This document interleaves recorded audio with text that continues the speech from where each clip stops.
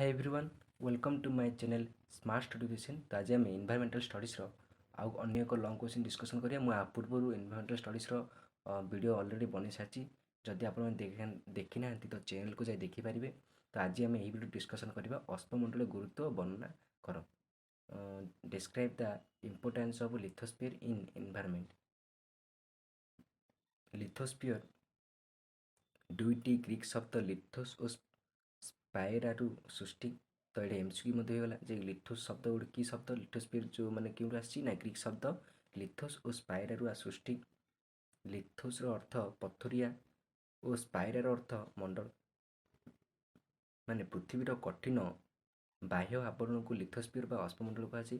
तो पृथ्वीर कठिन बा बाह्य आवरण को लिथोस्फीयर बा अश्ममंडल कहुए।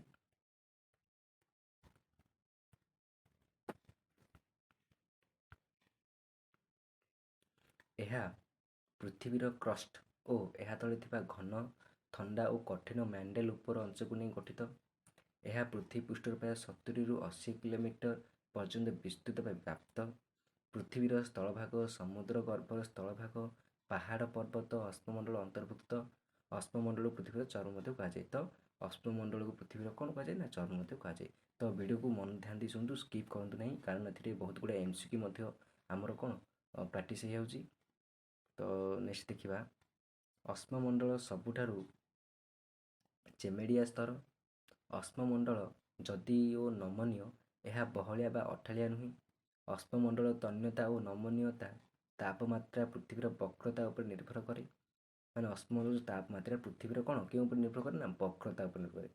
ମନ ଧ୍ୟାନ ଶୁଣନ୍ତୁ, କାରଣ ବହୁତ ଗୁଡ଼ିଏ ଇମ୍ପୋର୍ଟାନ୍ସ ଆଉ ଏମସିକ୍ୟୁ ଡିସ୍କସନ୍ ହେଉଛି। ତ ଏହା ପୃଥିବୀର ଶୀତଳତମ ସ୍ତର ହେଲା। ଅଶ୍ମମଣ୍ଡଳ ହେଉଛି ପୃଥିବୀର ଶୀତଳତମ ସ୍ତର। ଏହା ମେଣ୍ଟାଲ ସ୍ତରର ତାପ ବିକିରଣକୁ ପରିବହନ କରିଥାଏ। ନେକ୍ସଟ ଦେଖିବା ଅଶ୍ମମଣ୍ଡଳ ଦୁଇ ପ୍ରକାର, ଗୋଟେ କ'ଣ ମହାସାଗର ଆଉ ମହାଦେଶୀୟ ନିମ୍ନଭାଗ। ମହାସାଗରୀୟ ଅଶ୍ମମଣ୍ଡଳର ଘନତା ମହାଦେଶୀୟ ଅଶ୍ମମଣ୍ଡଳର ଘନତା ଠାରୁ ଅଧିକ। ମହାଦେଶୀୟ ଅଶ୍ମମଣ୍ଡଳର ମୋଟେଇ ଖୁବ୍ ଅଧିକ। ତ ମହାଦେଶୀୟ ଅଶ୍ମମଣ୍ଡଳର ମୋଟେଇ ଖୁବ୍ ଅଧିକ। ନେକ୍ସଟ ଆମେ ଦେଖିବା ପ୍ଲେଟ୍ ଟେକ୍ଟୋନିକ୍। ଟେକ୍ଟୋନିକ୍ ମାନେ କ'ଣ? ଟେକ୍ଟୋନିକ୍ କାର୍ଯ୍ୟକଳାପ ଅଶ୍ମମଣ୍ଡଳରେ ଘଟିଥାଏ। ତ ଯେତିକି ସବୁ ଟେକ୍ଟୋନିକ୍ କାର୍ଯ୍ୟକଳାପ କେଉଁଠି ଘଟିଥାଏ ନା ଅଶ୍ମମଣ୍ଡଳରେ ଘଟିଥାଏ। ଅଶ୍ମମଣ୍ଡଳୀୟ ବିରାଟ ଖଣ୍ଡମାନଙ୍କ ମଧ୍ୟରେ ଚଳନ ହୁଏ, ସେଗୁଡ଼ିକୁ ଟେକ୍ଟୋନିକ୍ ଥାଳିଆ କୁହାଯାଏ। ତ ଯେଉଁ ଅଶ୍ମମଣ୍ଡଳ ଅଛି ସେଟା ବିରାଟ ଖଣ୍ଡମାନଙ୍କ ମଧ୍ୟରେ କ'ଣ ଚଳନ ହୋଇଥାଏ, ସେଗୁଡ଼ିକୁ ଟେକ୍ଟୋନିକ୍ ଥାଳିଆ କୁହାଯାଏ। ଅଶ୍ମମଣ୍ଡଳକୁ 15ଟି ଟେକ୍ଟୋନିକ୍ ଥାଳିଆରେ ବିଭକ୍ତ କରାଯାଇଛି। ନା ସେ 15ଟି କ'ଣ କ'ଣ ନା north American, Caribbean, south American, Scotia, Antarctic, Eurasian, Arabian, African, Indian, Philippine, Australian, Pacific, Juan de Fuca, Cocos ଓ ନାକା। ଏହି ଥାଳିମାନଙ୍କ ସୀମାରେ ହିଁ ଟେକ୍ଟୋନିକ୍ କାର୍ଯ୍ୟକଳାପ ହୋଇଥାଏ। ସେଗୁଡ଼ିକ ପିଟି ହୋଇପାରନ୍ତି, ଚିରି ଯାଇପାରନ୍ତି ବା ଗୋଟିଏ ଅନ୍ୟ ଉପରେ ଚଢ଼ି ଯାଇପାରେ। ମ୍ୟାଣ୍ଡେଲ ଅଂଶର ଚାପ ଶକ୍ତି ପ୍ରଭାବରେ ଥଳିଆମାନଙ୍କର ଚଳନ ହୋଇଥାଏ। ଟେକ୍ଟୋନିକ୍ କାର୍ଯ୍ୟକଳାପ ଅଶ୍ମମଣ୍ଡଳକୁ ରୂପ ଦେଇଥାଏ।